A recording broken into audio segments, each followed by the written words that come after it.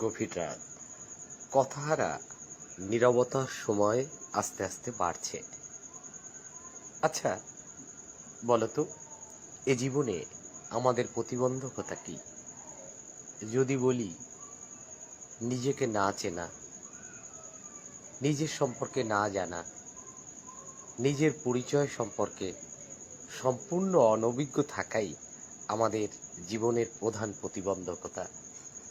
কো হম, কে আমি, আমার মাঝে কে আছে, কে আমি, সেই প্রশ্ন এবং তার উত্তর তা বড় জটিল। তবে আমরা কি চাই? আমরা কি এই জগৎ সংসারে সাধারণত মনে হয় যেন সুখ চাই?